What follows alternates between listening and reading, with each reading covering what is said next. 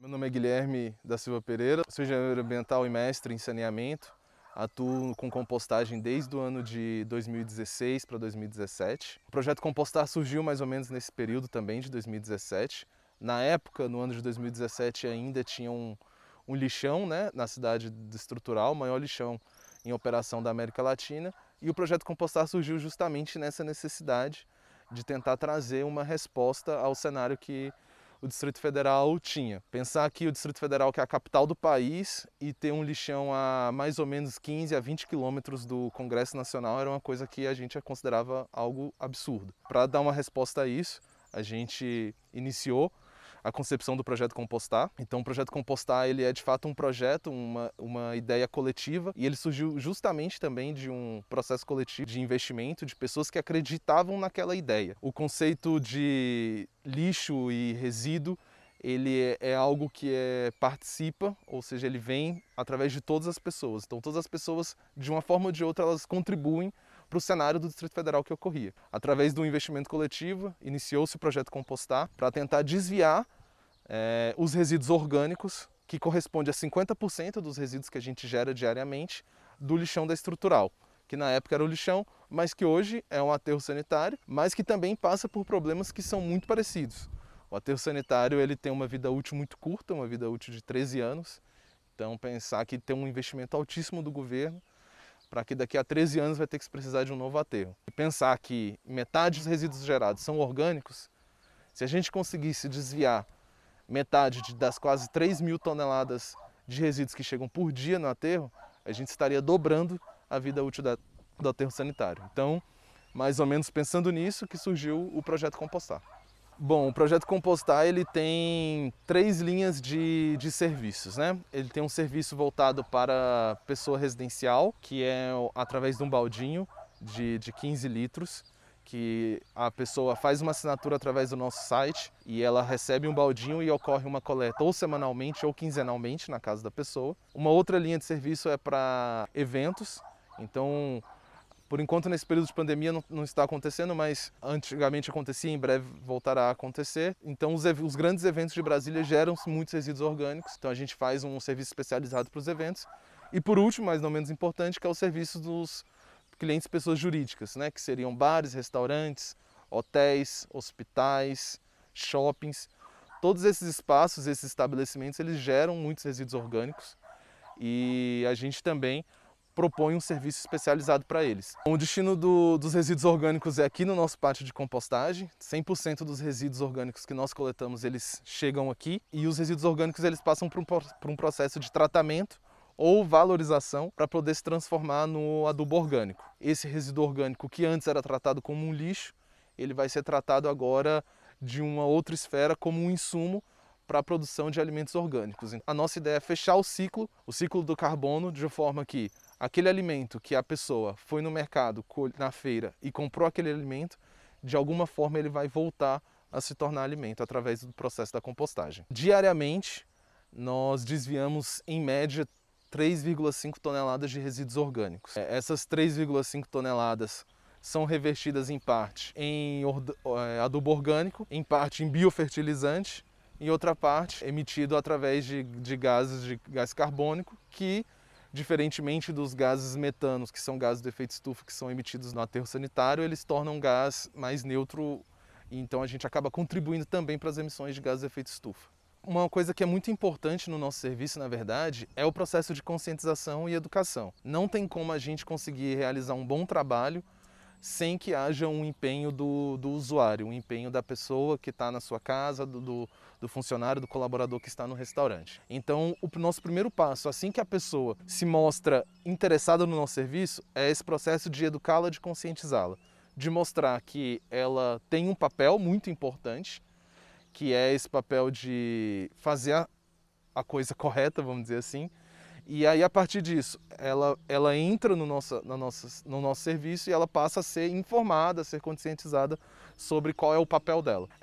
Lembrar que 50% dos resíduos são orgânicos significa que, se você consegue separar os orgânicos dos materiais recicláveis, você aumenta a capacidade de reciclagem do material. Quando o material reciclável está contaminado, ele não consegue ser reciclado. Então nem tudo que é reciclável, de fato é reciclado. Todas essas informações, não só essas, mas como várias outras, a gente passa essas informações para o usuário e a gente percebe sim uma grande conscientização. Essa conscientização vem a partir desse pensamento da reciclagem, mas vem também de um ponto que eu acho muito importante, que é da pessoa perceber o seu próprio lixo. Então, uma coisa que a gente percebe muito é que no primeiro mês, por exemplo, ou nas primeiras semanas que as pessoas aderem ao nosso serviço, elas têm um choque de realidade. Elas percebem o quanto de lixo orgânico que elas estão ali gerando. E o primeiro passo, de fato, pensando naquela lógica dos 5 R's, é o reduzir. Então, é muito interessante porque às vezes a gente entra até em contato com as pessoas falando assim, olha, a gente percebeu que você gerava tantos quilos e agora você está gerando tantos quilos.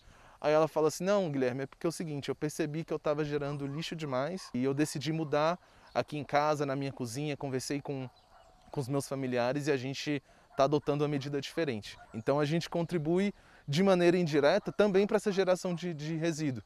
O nosso interesse não é só de coletar, mas o nosso interesse também é de impactar. E isso para a gente assim, é um dos impactos, das ações mais impactantes que a gente tem, a gente conseguir trazer para a pessoa essa reflexão de que ela gera muito resíduo e que ela pode, com simples ações, como por exemplo, mudar a sua forma de alimentar, seus hábitos alimentares ou o seu método de consumo, né, na hora das compras, o impacto que ela consegue gerar no final do mês, o impacto que ela consegue gerar no ambiente. Em uma cultura lixo zero, eu acho que os dois principais pontos é tanto na geração quanto na destinação. Na geração seria esse impacto da pessoa diminuir o tanto que ela está produzindo de resíduo orgânico, de lixo no contexto geral, e também na destinação acerca dessa questão da reciclagem.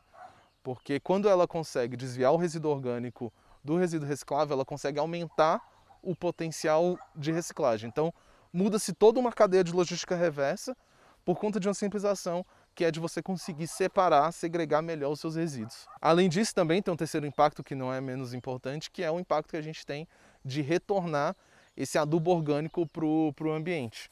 Aquilo que era enviado para um lixão, que vira um chorume, que é um percolado altamente tóxico, ele se torna um biofertilizante que pode ser utilizado e é utilizado em lares, em hortas, em diversas aplicações. Os nossos adubos eles são comercializados, principalmente os grandes agricultores, e também a gente fornece sacos pequenos de 2 kg, sacos pequenos de 20 kg, para poder atender os diversos públicos, porque a gente também não pensa que todas as pessoas precisam ser impactadas pelo nosso serviço.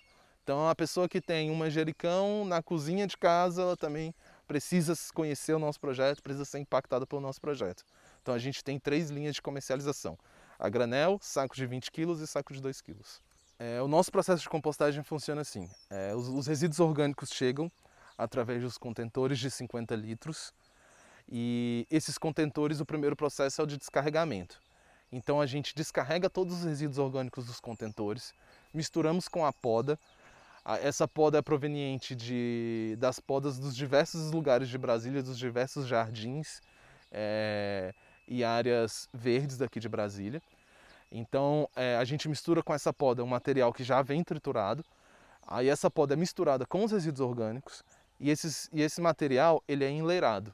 A leira é como se fosse uma espécie de pilha, ela é piramidal para que o oxigênio possa entrar e ter um contato com as bactérias, porque o nosso processo de compostagem é um processo termofílico. Existem 2 tipos de compostagem, que é a compostagem verme, com minhoca, e a compostagem termofílica. A gente utiliza a termofílica porque ela recebe todos os tipos de alimentos orgânicos, desde carne, alimentos cozidos, leites, derivados do leite, entre vários outros. E depois de um processo de 4 a 6 meses, esse material que está enleirado, ele pode ser peneirado e se transformar num adubo orgânico. Durante esse processo, a gente tem um processo também, uma etapa de trituração, para diminuir o tamanho dos materiais e aumentar a eficiência da compostagem.